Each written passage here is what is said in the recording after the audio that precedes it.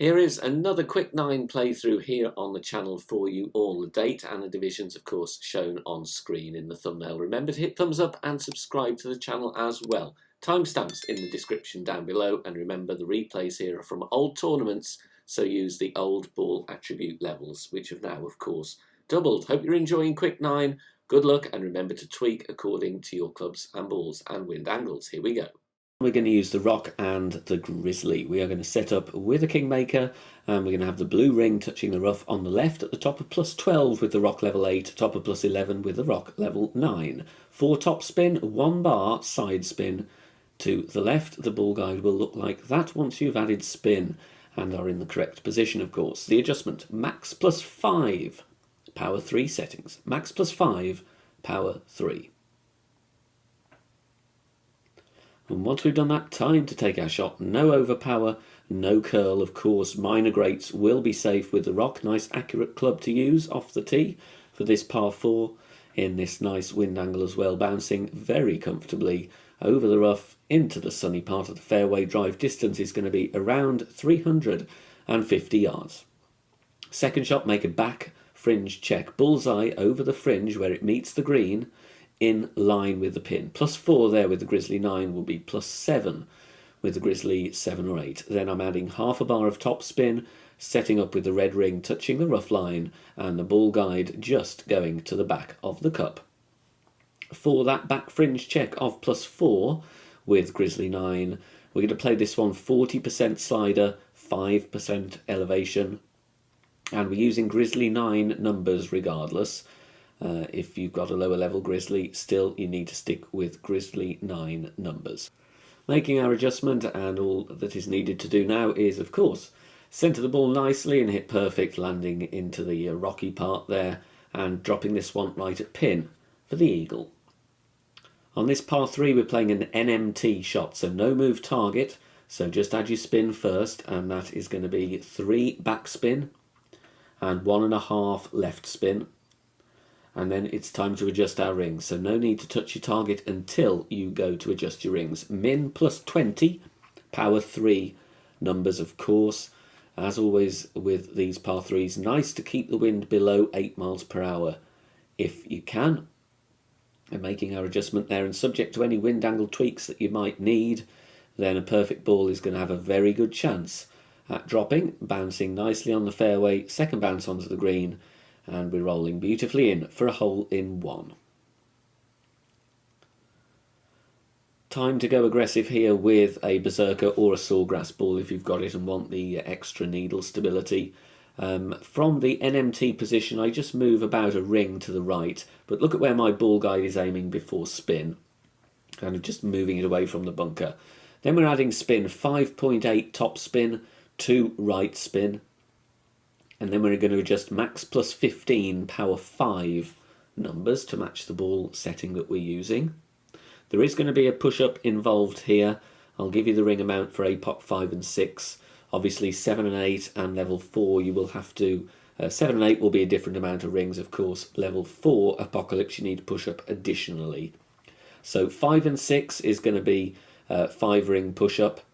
Then I would do a 4.5 ring push-up with APOC 4 plus another 7 yards to account for your lack of club distance. Full overpower, slowish needle, try and hit perfect. Bouncing there towards the bunker, so a great left might be dodgy. You can great proof it if you want by moving your position to the right, but we're looking for 414 yards or thereabouts. Second shot with the grizzly, we're going to add spin first, 4 top spin and 1 bar right spin. Setting up here with the ball guide as shown, we are going to be about 3 or 4 green squares short of pin, ball guide aiming to the right. I've also got the white ring very close to the rough line. There is a small gap there, so try and replicate, pause the video, make some detailed notes if you can. Landing position plus yards minus 5% elevation, plus 6 is going to be 73% on the slider. That will be plus 9 with the grizzly 7 and 8. You're going to use grizzly 9 numbers regardless, and you make 2 pulls over the bullseye, please. Centre the ball, hit perfect, bouncing very nicely on the fairway pad. It's great safe both sides, rolling up onto the green, and if you're lucky, you're going to get the albatross here on this par 5. Hole in one here, we're going to play from the P3 min line with our sniper, with the red ring touching the rough. Then we're going to add spin, and I'm going with 1.4 backspin, so a light 1.5, no side spin, offset there, deliberately left of the pin. You can add spin with a basic ball if you want to before finding the min line, just to make sure you've got no accidental side, but if not, it doesn't matter. Min plus 30, power 3 numbers. Even with the wind angle variation, you shouldn't be pulling into the min line at all here, because it is a fair few degrees off level crosswind with this orientation of the hole. Bouncing very nicely though there. Second bounce at the start of the fringe, and we're falling nicely for the hole in one. Onto this par 4, we're going to send it from the NMT position. I'm moving up directly in a vertical line to the top of plus 24 with APOC 5 and above. You would need to go to P5 max rest with APOC 4, so that's plus 30 I believe. 5.8 top spin, 1 right spin, and then we adjust max plus 10. Might need a tweak or two depending on wind angle and wind strength, so it's always advisable to take a token or two if you've got a couple of power 5 balls to spare. Like I said, doesn't need to be the sawgrass ball. You can play with the berserker if you want to.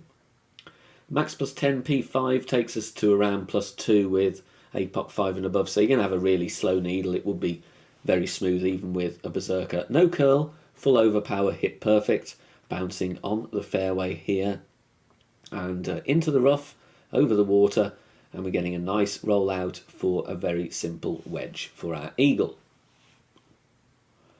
Here on this par 5, we're going to play with the rock, 4 bars of top spin, and we're going to aim at the tip of the fairway up ahead on the left, top of plus 4 with the rock level 8, top of plus 3 with the rock level 9, and then we're going to adjust max plus 10 power 3 settings. This is a safe eagle play. Obviously the albatross is on, but you need to be much more aggressive on the second shot, and I would consider you would have to really play with a luminary to be within a good chance, because there will be a little bit more headwind angle on the angle towards the pin. Perfect ball away, and we just want to get towards the end of the fairway without risking the rough, which we do here. Minor greats should still be fine. 330 yards is decent. Second shot, you will need your Cataclysm or Big Dog, and we're going to go with 5.5 top spin, 2 left spin to begin with. Find the position here with the ball guide just clipping the rough, aiming as shown, away from the pin. You can count the green square rows or columns if you want a better reference. Then I respin, keep the top spin, and change to half a bar of left spin rather than 2. It will look like you're going to miss really to the left, but the wind is going to push us in nicely, and you will clip the rough and roll out onto the green, all being well, providing you, of course, set the shot up correctly and hit perfect. For a plus 2 landing position, going to play 75% slider, 5% elevation, it's 2.5% per yard. If your landing position is plus 4, from a shorter drive, you play 80%, and so on. Try and hit perfect here. Great left might cause you some issues with the bunker, so bear that in mind. Perfect ball away though. The top spin will grab very nicely, and the wind will push us towards the rough, into the rough, and rolling out on the green, safely on the green for an eagle putt on this long par 5. Now with this par 3, we're going to set up before spin with the blue ring touching the rough with our sniper and the ball guide through the hole. Then adding spin. A 1.4 backspin, a light 1.5 basically, and then 0.8 left spin. Mid plus 20 power 3 is the adjustment that we need to make here. Might need a tweak or two based on your wind angle variance that you may well get, but this is the middle wind angle. As always, try and keep that wind below 8 miles per hour. Mid plus 20 power 3, always use sniper 10 numbers here please. Perfect ball away, bouncing nicely before the rough and the bunker, taking the hop before the green, rolling onto the green and dropping right at the pin.